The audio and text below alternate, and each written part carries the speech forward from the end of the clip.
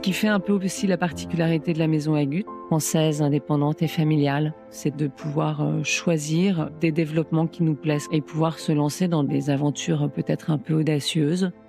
Je vivais quand même dans ce monde-là de la vente aux enchères depuis toujours, mais papa ne nous avait jamais mis une pression ou une attente à venir travailler avec lui. On est 6 enfants et on est 3 à travailler là. D'ailleurs, mes autres frères et sœurs sont venus travailler aussi à un moment donné. Comme je disais, je suis rentrée il y a 25 ans. La maison, j'ai grandi avec elle. De l'extérieur, je dirige le département bijoux, mais assez rapidement et depuis longtemps, j'ai accompagné sur d'autres domaines. Souvent, quand on parle de maison de vente aux enchères, on pense au commissaire-priseur ou au spécialiste. Donc c'est vrai que moi, je savais que le métier de commissaire-priseur, c'était pas mon métier. J'étais pas consciente qu'il y avait plein d'autres métiers. Et maintenant, il y en a encore plus. Voilà, dans une maison comme la nôtre, il y a un service juridique, les graphismes, le marketing, la finance. Enfin, donc il y a plein de métiers différents.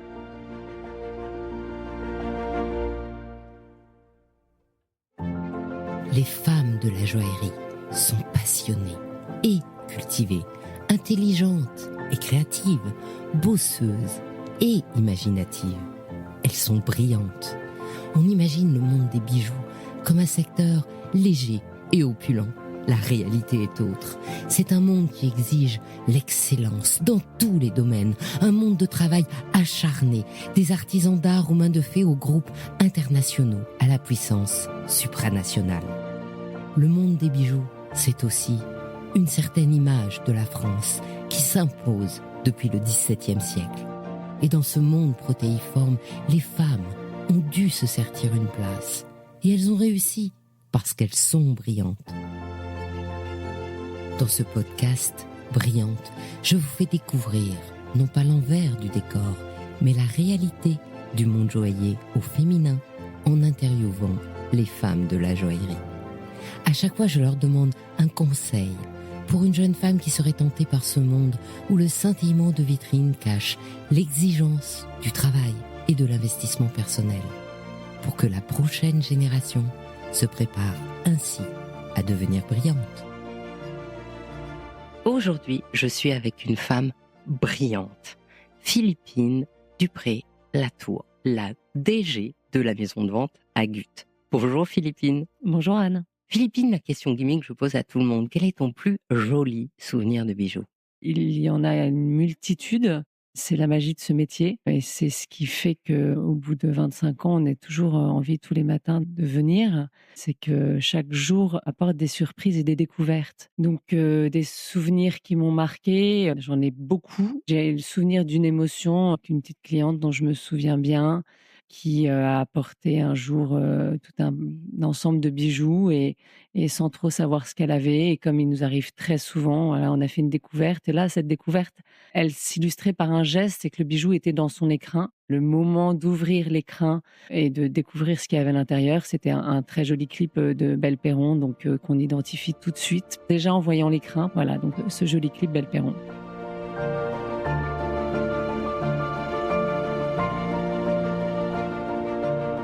L'année dernière, Agut fêtait ses 50 ans. C'est l'une des rares maisons de vente familiale française qui est complètement indépendante. Alors, je vous passe les millions d'euros de vente, etc. Mais globalement, la progression a été quand même de presque 25%, avec plus de 15 départements. Et un développement en région, et puis aussi à l'international. Est-ce qu'on peut un peu reprendre depuis le début et tu nous expliques comment est né Agut et puis les secrets de sa réussite?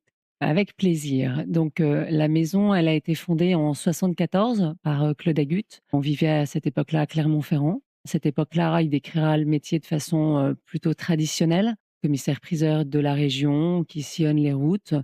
Et spontanément, à cette époque-là, toutes les personnes qui veulent consulter un commissaire-priseur vont faire appel au commissaire-priseur de la région. Il a fait ça pendant une vingtaine d'années, jusqu'en 1995. Ça, c'est toute mon enfance, en fait. Moi, je me souviens tous les matins, papa partir en rendez-vous, revenir le soir avec la voiture pleine. On partait en vacances, on s'arrêtait chez les clients. Enfin voilà, c'est des métiers qui prennent toutes nos vies, nos journées, et c'était déjà très ancré dans l'ambiance familiale.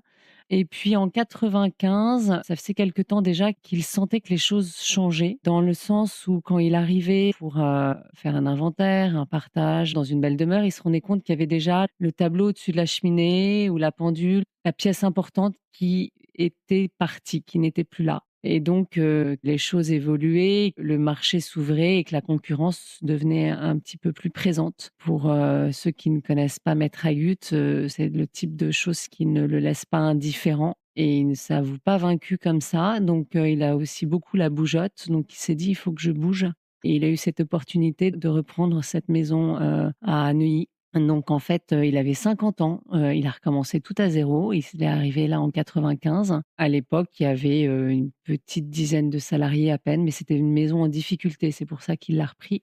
Donc après, deuxième phase de sa carrière, c'était du coup de conquérir le marché parisien. Donc se faire sa place au milieu de tous ces commissaires-priseurs parisiens qui étaient déjà bien ancrés avec leur clientèle, leur réseau de notaires, tout ça. Il s'est concentré là-dessus. La maison a grossi progressivement. Je l'ai rejoint, en 2000, mars 2000.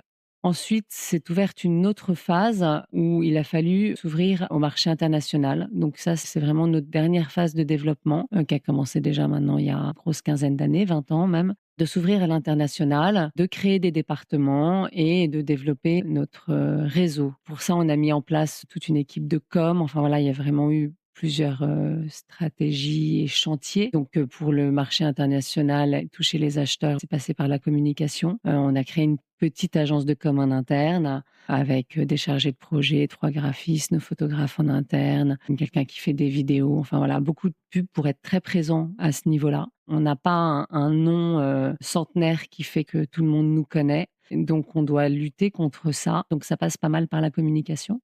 Et puis après, on s'est dit qu'il fallait aussi équilibrer les départements. Voilà, il y avait au début 3, 4 départements, puis ça s'est multiplié. On voulait les diversifier pour ne pas avoir juste 2, 3 départements forts parce que les marchés évoluent. On a fait le choix de se dire qu'on ne voulait pas que notre chiffre repose sur juste quelques départements. On voulait avoir un panel très large. Donc ça, il y a une bonne dizaine d'années déjà, on a décidé de construire tous ces départements en prenant des experts en interne. Donc moi, je m'occupais des bijoux déjà depuis longtemps. Ma sœur s'occupait de la peinture, mais de la peinture au sens large. Et du coup, elle a pris quelqu'un pour l'art contemporain et puis elle s'est concentrée sur, l'art moderne et puis après dans l'art moderne, elle a pris, quelqu'un sur l'art moderne et elle s'est spécialisée sur les peintres d'Asie. Voilà, à chaque fois pour se spécialiser un petit peu plus. Donc on a créé le département des automobiles et puis on continue encore, ces dernières années avec des départements moins classiques, des départements de niche comme les violons et instruments de musique et puis il y a des départements très nouveaux comme, les cartes de collection ou le sport, voilà. On a encore, projet d'ouvrir, quelques départements, qu'on a envie de développer ici pour permettre aussi à nos clients, bah, de pouvoir répondre à toutes leurs demandes et ils viennent vendre des tableaux, mais le jour où ils ont un violon, ben, on a quelqu'un de très spécialisé en interne qui peut répondre. Tout ça, est-ce que ça veut dire que le client change? Parce que, carte de collection, diantre, qui s'intéresse à une carte de collection? Et d'ailleurs, c'est quoi une carte de collection? C'est des mapes-mondes? Alors effectivement, ça a beaucoup changé.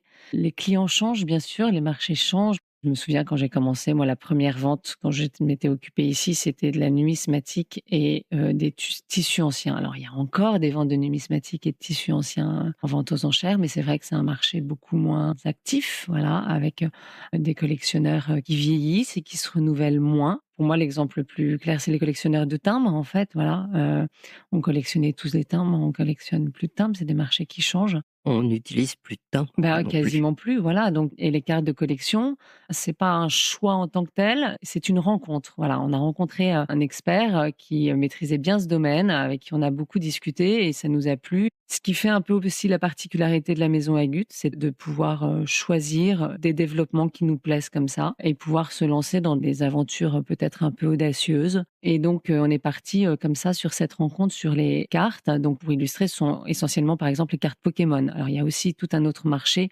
les États-Unis sont très en avance là-dessus sur nous avec les cartes Magix, mais il y a un vrai marché et quand on a commencé ici, même pour nos départements très classiques, il y avait un peu une interrogation. Donc moi déjà, je me suis dit: «Bah, on va voir et puis, essayons» et c'est intéressant de découvrir comment ça fonctionne et quel est le marché derrière ça et très rapidement, on a été très surpris de se rendre compte à quel point le schéma de collectionneurs était vraiment dans le même esprit que tous les autres profils de collectionneurs qu'on connaît. Donc oui, c'est complètement cohérent en fait, voilà. Et puis c'est un marché jeune, dynamique, qui permet d'ouvrir la maison de vente, à une autre clientèle, donc c'est plutôt très positif. Et autre, diversité chez toi, le sport. Qu'est-ce qu'on collectionne en sport? Alors le sport, c'est énorme, c'est magique, il y a tout, mais en fait, bon, moi je suis pas beaucoup le sport, mais il y a vraiment des fans dans tous les domaines et en fait, du coup, voilà, c'est la passion d'un joueur, c'est la passion d'un sport, c'est la passion, d'un événement, c'est la passion donc de tout en fait. Donc ça va du maillot de foot signé par tel, joueur, à un ballon, à une raquette. Donc le sport, je pense que c'est un champ des possibles qu'on ne soupçonne pas encore complètement, voilà. Tu vas aller chercher les baskets de Michael Jordan, par exemple. Voilà. Non, mais c'est exactement ça, ouais, ouais, tout à fait. Donc on est très loin du département violon et instruments de musique. Exactement. Mais c'est ce qui fait la magie d'une maison de vente aux enchères, hein.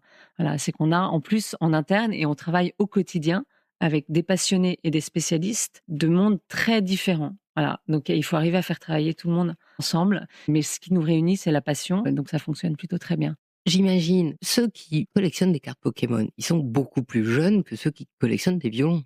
Oui, c'est pas les mêmes personnes. Après, dans les familles, il peut y avoir, des collections qui se sont transmises, un patrimoine familial, un violon qu'on a hérité d'un grand-père et puis, s'être passionné de cartes Pokémon dès son plus jeune âge.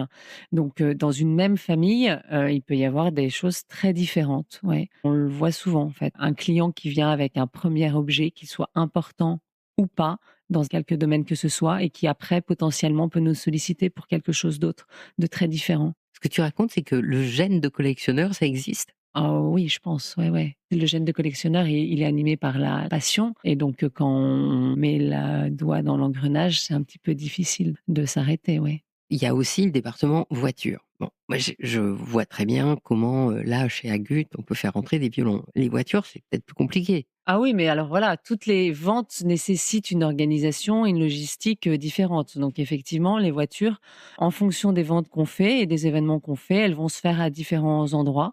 Ça peut être, au Grand Palais pour, le tour auto ou alors à l'espace Champéret où on vend aussi, à Autoworld à Bruxelles. Enfin voilà, en fonction du calendrier, les ventes vont s'organiser dans un lieu extérieur pour les automobiles, effectivement.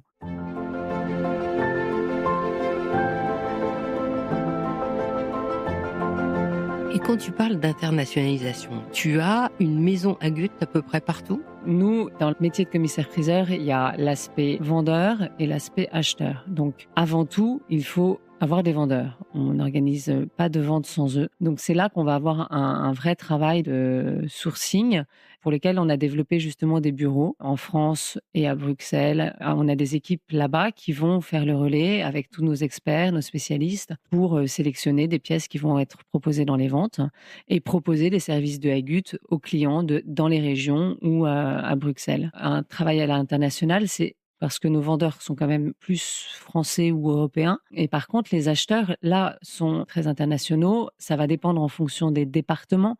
Forcément, moi, expert en bijoux, je vends beaucoup plus à l'étranger pour plein de raisons par rapport au marché du bijou que le département des automobiles. Parce que, voilà, on va moins facilement exporter une voiture, même s'ils en vendent beaucoup à l'étranger. Donc les pourcentages sont pas les mêmes. Voilà, ça a été vraiment un travail d'apporter une visibilité à la maison Agut pour toucher ces acheteurs à l'autre bout du monde. Et est-ce que du coup, comme c'est la maison Agut, les lois sont les mêmes, même si vous êtes ailleurs? Ou est-ce qu'il y a des lois différentes suivant les endroits? Donc toutes les personnes qui vont travailler pour la maison Agut en région ou à Paris, qui vont, accompagner les vendeurs, sont des personnes salariées en interne, voilà. C'est vraiment important pour nous qu'on ait ce même esprit, les mêmes valeurs, qui est l'ADN de la maison. On est nombreux, il y a beaucoup de ventes, il y a un vrai travail d'équipe. Donc pour bien travailler en équipe, à distance, en interne. Notre force et le développement d'une maison comme Agut va provenir de la réputation qu'on va avoir, de la satisfaction de nos clients. Quand nos clients ont vendu, par définition, ils ne sont plus vendeurs. Donc, il faut tout recommencer, tout à zéro à chaque fois. Une de nos armes, c'est quand même la satisfaction. Qu'ils en parlent autour d'eux, qu'ils nous recommandent. Ils nous ont confié un bien qui, pour eux, est soit un bien de valeur, soit un bien sentimental. Ils confient un projet, ils confient une partie de leur vie. Enfin, il y a beaucoup, beaucoup d'affect. Donc, on a ce devoir de confiance et de bon suivi, en fait. Et donc, quelle que soit la valeur de l'objet, bah, ils attendent de nous un accompagnement humain qui fera la différence. Et à l'international, c'est la même chose? Alors à l'international, alors là, on va plutôt parler des acheteurs. Beaucoup d'acheteurs ne peuvent pas se déplacer à chaque fois, vont acheter des choses importantes sans les voir, sur rapport de conditions, sur photo. Et donc ça, c'est quelque chose que je mesure encore plus les années passant et dont j'étais pas forcément consciente au début et que j'ai la chance, moi, de vraiment expérimenter parce que je suis là depuis 25 ans. Donc, il y a des acheteurs que j'ai rencontrés lors de mes premières ventes il y a 25 ans et qui sont encore là. Et je me rends compte à quel point la confiance est importante. C'est pour ça que moi, je recommande toujours aux équipes d'être le plus juste et le plus prudent dans leurs conseils vis-à-vis des acheteurs. L'acheteur, il va acheter en se reposant sur ce qui a été dit. Quand l'objet arrive, il faut qu'il y ait aucune déception, il faut qu'il y ait que de la satisfaction parce que la fois d'après, il sera encore plus en confiance. Et ça, je crois que c'est vraiment essentiel. Moi, comme je suis là et je vais pas changer de maison, je veux qu'ils reviennent et qu'ils gardent cette image. Ils m'oublieront peut-être moi, mais le jour où ils verront le nom Agut et dans un autre département, et voilà, ils auront confiance.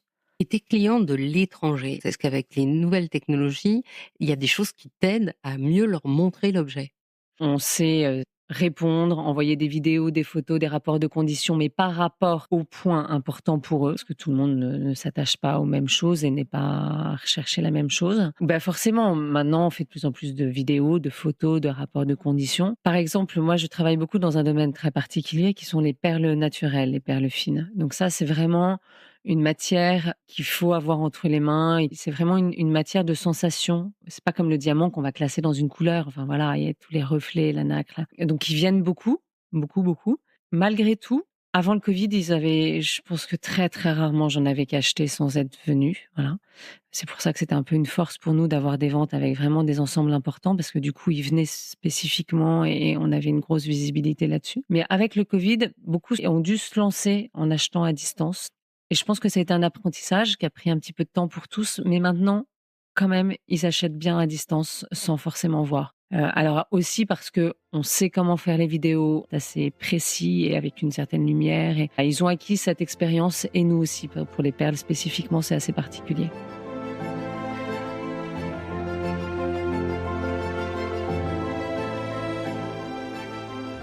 Et justement, tu viens d'aborder le sujet, tu as commencé dans le département joaillerie. Enfin, je crois que tu as commencé dans le département joaillerie. Mais pas vraiment en fait. J'ai commencé des études un petit peu, je savais pas exactement où je voulais aller. J'avais fait des études d'art appliqué, puis de l'histoire et de l'histoire de l'art. Et puis je sais pas comment ça s'est fait, assez spontanément. Papa était là depuis 5 ans, donc en 2000, dans une maison de vente aux enchères. Il y a tellement d'activités qu'on a toujours besoin d'un peu d'aide. Donc il m'a dit, tu veux pas venir un petit peu? Étant en fac d'histoire à ce moment-là, c'est des ventes de livres, donc si tu peux aider l'expert. Et donc j'ai commencé sur les livres. C'est pas tant les livres ou la matière qui m'a plu, et puis c'est assez surprenant parce que je vivais quand même dans ce monde-là de la vente aux enchères depuis toujours, mais papa ne nous avait jamais mis de, comme on pourrait, certains diraient, une pression ou une attente à venir travailler avec lui. Je pense qu'il laissait la porte ouverte et puis attendait le bon moment pour envoyer une invitation. Et ça s'est fait assez simplement. Et en fait, c'est en le vivant qu'on découvre à quel point on s'y attache à ce monde-là. C'est pas les livres ou autre chose qui m'ont plu, c'est la maison en fait, certainement le travail en famille. À l'époque, je réfléchis dans mes frères et sœurs, il y avait, je pense que j'avais mon frère aîné et une autre de mes sœurs aînées qui devait travailler là. On a tous travaillé à un moment donné ici. Donc je pense que c'est ça qui m'a plu. J'étais toute jeune, mais la maison était assez petite. Bah, ça s'est fait naturellement. Assez rapidement, justement, cette sœur, qui est juste au-dessus de moi, qui elle avait fait des études de gémologie, de l'histoire de l'art et qui avait commencé assez tôt avec papa. Elle organisait les ventes de bijoux, m'a annoncé qu'elle allait arrêter pour, s'occuper de ses enfants. Elle m'a dit: «Bah, est-ce que tu veux pas prendre la suite?» Et comme j'avais déjà remplacé 2 congés maternité en 2 ans pour ma sœur, voilà, j'étais déjà un peu dedans et du coup, je me suis dit: «Bah, pourquoi pas?» C'est vraiment là que ça a commencé. En fait, en regardant, j'ai commencé à apprendre, en me posant des questions et c'est là que j'ai commencé à aimer. Quand je vois les enfants aux expositions qui viennent, qui ont les yeux qui brillent devant les bijoux, je pense que j'étais pas du tout comme ça, mais c'est vraiment en apprenant avec l'histoire du bijou, comprendre comment il a été fait dans son époque, les styles et je pense que La chance que j'avais, c'est que je ne savais pas grand-chose. Donc, du coup, j'ai cherché. Donc, j'ai avancé doucement, avec prudence, je pense, avec beaucoup de plaisir et progressivement. Tu viens de parler des perles en décrivant cette sensation de l'Orient des perles. Ça est arrivé quand? Alors ça, c'est arrivé beaucoup plus tard, en 2015, je pense. En fait, dans cette observation dont je parlais tout à l'heure, du marché, des matières, la perle, je connaissais pas beaucoup au début et d'ailleurs le marché, en règle générale, ne connaissait pas. Moi, j'ai beaucoup appris de tous les spécialistes et tous les marchands qui venaient aux expositions et j'ai eu quelques expériences de vente qui ont attiré mon attention. La toute première, je crois, c'était un collier qui était confié par quelqu'un de la famille Chaumet, qui était donc pour moi des perles fines, il n'y avait aucun doute, qu'on a passé en vente cataloguée en annonçant perles fines, mais sans analyse de laboratoire, et il ne s'est rien passé. Voilà, personne ne s'est positionné. Je me suis dit, c'est quand même étrange. Il y a quand même normalement suffisamment de personnes qui connaissent pour se faire confiance, acheter sans certificat, voilà. Et en fait, il s'est rien passé. Je l'ai repassé à la vente suivante avec un certificat et il a fait 4 fois le prix. Bon, premier constat, je me suis dit: «C'est un peu étrange» et vraiment rapidement à la même époque, j'ai un autre collier de perles qui m'avait été confié dans le bureau de Lyon. Une dame qui avait déposé ça à 200 € au commissaire-priseur et puis moi je le vois après, je dis: «Non, il faut faire une analyse, je suis sûre que c'est des perles fines». Beaucoup de mal à convaincre cette cliente de faire l'analyse des perles parce que ça avait un petit coût et effectivement, quand c'est des perles fines, ça vaut 200 € donc forcément elle n'était pas très motivée. J'ai malgré tout réussi à la convaincre et ce collier, il s'est envolé à 80 000 €. À l'époque, on voyait jamais de collier de perles fines qui faisait ces prix-là. J'ai des acheteurs qui m'appelaient, qui faisaient le déplacement de Dubaï et tout. Je me suis dit: «En fait, il y a un vrai marché», voilà et donc j'ai fait de la com, voilà. Parce que c'était en plus un bien qui avait été oublié dans les tiroirs. Quand on vous transmet une broche en diamant, un bijou de famille, il y a beaucoup de, sentimental, c'est le bijou de la grand-mère, voilà, on en attend souvent des sommes qui quelquefois peuvent être un petit peu quand on annonce les estimations, ça peut être un peu décevant. Alors que là, les perles, au contraire, en fait, les gens venaient me voir en me disant: «J'ai vu que vous vendiez des perles fines, moi je ne sais pas bien ce que c'est, mais on m'a transmis ce collier en me disant: "Attention, c'est des perles fines"». Voilà. Donc pour moi, c'était très intéressant. On a eu beaucoup de colliers de perles à vendre et on a appris à connaître tous ces acheteurs. Ça a vraiment été une belle, découverte. L'acheteur de la perle fine, c'est qui? Ça repart beaucoup dans les pays d'origine, voilà, donc l'Asie ou les Émirats, voilà. C'est vraiment un tout petit marché de personnes qui sont nées dans la perle, elles vivent la perle, enfin voilà, c'est vraiment leur monde. Voilà, nous, on n'a plus tellement cette culture de la perle, même si Paris a été la plus grande place de négoce des perles fines, donc il y en a beaucoup à Paris et en France dans les tiroirs. Mais cette culture-là, elle est finie. Je pense qu'en 10-15 ans, j'ai peut-être vendu 2 fois un collier de perles à une grand-mère qui voulait faire un cadeau pour sa petite fille parce que pour elle, c'était important. Mais voilà, ça n'arrive plus. Un autre, de tes points forts, c'est Belperron. Il y a des choses qui s'expliquent pas comme ça. Comme je disais, j'ai commencé dans le bijou, j'avais tout à apprendre et c'est en apprenant que j'ai aimé, que j'ai été touchée et Belperron, je sais pas pourquoi, hein, il y a un truc, je crois que le premier bijou que j'ai découvert, il y a longtemps, un super bracelet, un jonc torsadé avec un gros clip, je le revois très bien encore, je me souviens de la vendeuse, enfin je me souviens de tout, quoi. Voilà. La chance, elle savait ce que c'était, cette vendeuse, donc elle m'apporte ce bijou, elle savait ce que c'était, elle avait la facture, donc elle m'en parle et je trouve ça mais incroyable. On l'a passé en vente, il y avait déjà quelques collectionneurs et le marché connaissait, déjà, mais pas du tout comme maintenant, mais voilà, mais il y avait les bons qui connaissaient. Ça m'a plu, mais ça n'en était pas encore une spécialité. J'en ai quand même très régulièrement en vente et très souvent les clients ne savent pas qu'ils ont des bijoux Belperron. Donc en fait, c'est au cours des rendez-vous que je les découvre. Je me dis: «Bah, il y a pas de raison que j'en découvre plus que les autres, en fait». Peut-être que du coup, c'est un cercle vertueux et puis, il y a eu une rencontre aussi importante parce que assez tôt, j'ai fait la connaissance d'Olivier Barouin qui lui-même, à ce moment-là, rentrait dans le monde de Belperron. Ça a tout de suite fité, je pense, par cet amour partagé de cette créatrice, et du coup, en plus, moi, dans mon métier, bah, c'est un vrai bonheur d'avoir quelqu'un, j'avais pas en interne quelqu'un qui m'a accompagnée. Très vite, j'ai travaillé sans expert, général de bijoux. Je me suis très, très, très rapidement lancée, toute seule à une époque où ça se faisait pas beaucoup. Quand j'y repense, je me dis que c'était peut-être un peu inconscient, mais bon, ça s'est fait et voilà.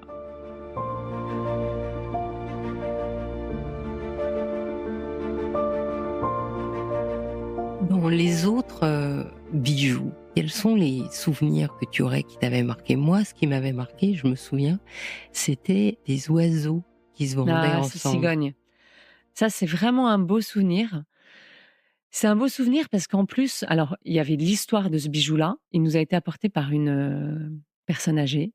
Pour elle, c'était un bijou très, très sentimental. C'était le bijou de sa grand-mère qui avait été marraine d'une escadrille dans l'aviation. C'était l'escadrille des Cigognes et elle avait demandé à Van Cleef de lui faire, c'était une commande spéciale, ces broches-là. Du coup, elle nous a raconté l'histoire, mais elle s'attendait pas du tout à une estimation importante parce qu'en fait, elle était convaincue que ce bijou avait beaucoup de valeur pour elle, mais elle ne soupçonnait pas à quel point ça pouvait aussi avoir une valeur dans l'histoire du patrimoine de la joaillerie. Enfin voilà, pour la maison Van Cleef et ça, c'est vraiment ce qu'il y a de plus agréable pour nous, voilà. Est-ce que les anniversaires, ça a un impact? Comme là, par exemple, c'est l'anniversaire de l'exposition de 1925, donc quelque part de l'art déco. Ça va pas avoir un impact sur le marché. C'est juste que c'est vrai que ça va être, un moment qui va nous permettre de rendre hommage, de mettre en lumière. C'est vraiment quelque chose qui a changé pas mal dans le métier par rapport à quand j'ai commencé. C'est que on ne fait pas que estimer, préparer la vente et vendre. Il y a vraiment une dimension de transmission, d'histoire, de patrimoine. Quand on parle de la maison Agut, on parle beaucoup des peintres du Vietnam. Ma sœur Charlotte Régnier, spécialisée dans ce domaine-là, qui a sorti un livre l'an dernier, sur ces artistes-là et elle se passionne et passe beaucoup de temps maintenant à organiser des conférences, à rencontrer les héritiers, et à faire un vrai travail de mise en avant et de diffusion pour que qu'on n'oublie pas, que l'histoire s'écrive. Mais comme dans le monde des bijoux, j'ai envie de dire, quand j'ai commencé, on parlait jamais d'un poinçon de maître, on parlait d'aucun atelier. Voilà, il y avait juste éventuellement la signature. Maintenant, on est beaucoup plus attentif à beaucoup de choses et je pense qu'il y a une prise de conscience de ce qu'est le patrimoine. Et là, les maisons de vente, je trouve, ont un rôle à jouer et le jouent bien, je pense. C'est des métiers de passion, donc en fait, on est heureux de pouvoir partager ça. Tu viens de parler de ta sœur. Est-ce que c'est difficile d'être soi quand on est la fille de son père, qu'on a la sœur, qu'on a quasiment tout le monde qui est dans, la boîte? Alors, il y a pas tout le monde, parce qu'on est 6 enfants et on est 3 à travailler là. Et d'ailleurs, mes autres frères et sœurs sont venus travailler aussi à un moment donné. Certains ont choisi de rester et d'autres, sont partis plutôt vivre en province. Si je suis là, c'est que ça n'a pas été difficile. Je pense que ça a été même un plaisir. J'ai beaucoup aimé, toutes ces années, à travailler avec papa. Voilà, ça s'est fait assez simplement. Alors c'est vrai que quand j'ai commencé, j'étais toute jeune et il fallait que je me forme. Mais ça me va bien avec mon caractère aussi. Je suis plutôt très prudente, donc j'ai avancé pas à pas et ça me convenait bien. Alors c'est vrai que le travail en famille, moi je le vois vraiment comme une force parce que il y a une confiance qui est absolue. On peut se tromper, on peut ne pas être d'accord, mais au final, quand c'est plus que le travail en famille, en plus une maison familiale, on sait que même si on n'est pas d'accord, l'autre a forcément pris cette décision dans l'intérêt de la boîte. Ça, je pense que ça n'a pas de prix. On parle souvent des valeurs de la maison, qui sont, le service, la passion, l'audace, la confiance et la rigueur. Ça fait la recette de la maison et c'est pour ça, je pense, si on arrive à réunir et fédérer tout le monde autour de ça, que la famille, elle va au-delà des frères et sœurs. Et donc maintenant, tu es directeur général. C'est parce que c'était le bon moment? Oui, je pense que c'était le bon moment. Après, les choses, elles se font progressivement, hein, c'est pas tombé, comme ça. Comme je disais, je suis rentrée il y a 25 ans. La maison, j'ai grandi avec elle. Alors c'est vrai que, l'extérieur, je dirige le département bijoux, mais assez rapidement et depuis longtemps, j'ai accompagné sur d'autres domaines. Parce que je pense que quand on est dans une maison familiale, de toute façon, on la vit tellement, on est impliqué. Donc, j'ai accompagné sur les RH, j'ai accompagné dans les développements. J'avais après besoin de connaître les chiffres, les comprendre pour, savoir, où aller et comment guider les équipes et donc j'avais cette envie, ce besoin d'avoir une vue globale pour essayer de faire avancer les choses. J'apprends encore beaucoup, beaucoup de choses tout le temps. Il y a encore plein de choses à faire, mais je suis bien accompagnée en fait. C'est très important d'être bien accompagné, voilà, parce qu'on peut pas tout maîtriser. Et qu'est-ce qui a vraiment changé depuis le temps que tu es DG? Je pensais pas que ça changerait beaucoup de choses, sincèrement. Je pensais qu'il y avait déjà beaucoup de choses qui étaient en place. Au final, ouais, ça change beaucoup de choses. Une des choses que j'ai vraiment aimé, auquel je ne m'y attendais pas. C'est que j'ai une super équipe au département bijoux avec moi et je pensais pas avoir autant de plaisir à leur, passer le relais, continuer à travailler ensemble au quotidien. C'est vraiment sympa de transmettre et de voir l'équipe qui suit et qui avance bien même toute seule. Donc ça, c'est un vrai plaisir, ouais. Et tu as des enfants? Mmh. Je suppose que les autres aussi ont des enfants. Est-ce qu'eux aussi vont tous venir travailler à un moment donné ou un autre? Est-ce que tu vas devenir le Hermès de demain où toute la famille tient bon contre, les actions des groupes? Je sais pas. Oui, on a tous pas mal d'enfants. Après, comme je disais, quand j'avais leur âge et mes frères et sœurs pareil, aucun de nous ne pensait travailler là un jour. Souvent quand on parle de maisons de vente aux enchères, on pense aux commissaires-priseurs ou aux spécialistes. Donc c'est vrai que moi, j'avais jamais pensé parce que je savais que le métier de commissaire-priseur, c'était pas mon métier. Mais en fait, j'étais pas consciente qu'il y avait plein d'autres métiers et maintenant, il y en a encore plus. Voilà, dans une maison comme la nôtre, il y a un service juridique, les graphismes, le marketing, finance, enfin, donc il y a plein de métiers différents. Donc peut-être, je sais pas, on verra. Et ce qui est aussi amusant quand on est dans une maison comme la nôtre, de cette dimension, c'est de pouvoir, avoir un peu la liberté de faire des choses aussi qui nous font plaisir. Et qu'est-ce qui profondément te meut, toi? Qu'est-ce qui te fait lever le matin? Alors il peut y avoir plein de choses différentes, mais on parlait récemment de la maison et de ce poste de DG, donc je pense que les équipes et la maison a pris beaucoup de place. Voilà. Continuer à faire progresser cette boîte.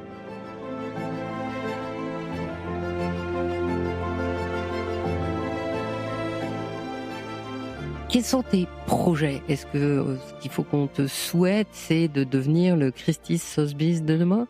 Alors, je sais pas ce que serait le Christie's, Sotheby's de demain, pour une maison comme Agut, française, indépendante et familiale. Bien sûr qu'on veut se développer, sortir des belles collections, faire des découvertes et avoir, plein d'enchères millionnaires. Actuellement, notre positionnement nous plaît beaucoup, en fait, parce que c'est aussi un choix d'être, on dit souvent la plus petite des grandes ou la plus grande des petites. Et pour nous, c'est vraiment un choix de pouvoir justement, comme les plus petites maisons, apporter un suivi humain sur mesure, être vraiment présent auprès de nos clients et pouvoir adapter nos réponses en fonction de leurs attentes. Et ça, c'est vraiment important.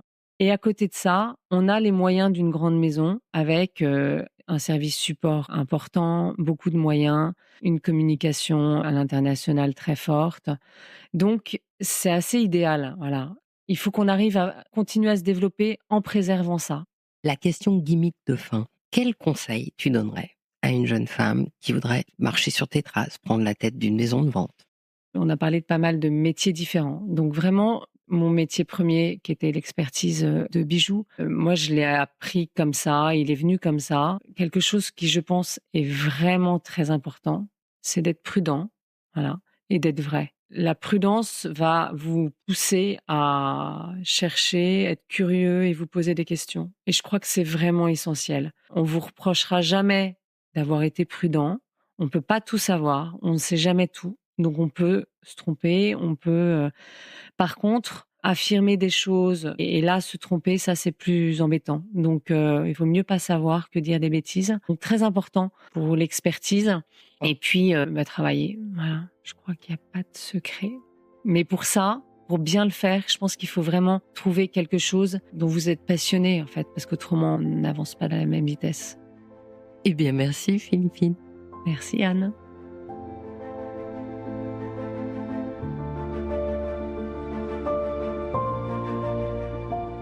Merci d'avoir écouté Brillante. Je suis Anne Desmarais de Jotan et je donne une voix aux bijoux chaque dimanche. Et si vous aussi vous avez envie de faire parler vos bijoux et votre maison, je serai ravie de vous accompagner pour réaliser votre podcast de marque ou vous accueillir en partenaire dans mes podcasts natifs. Je vous donne rendez-vous le mois prochain sur ce podcast Brillante et en attendant, sur le podcast Le bijou comme un bisou en alternance avec le podcast Il était une fois le bijou.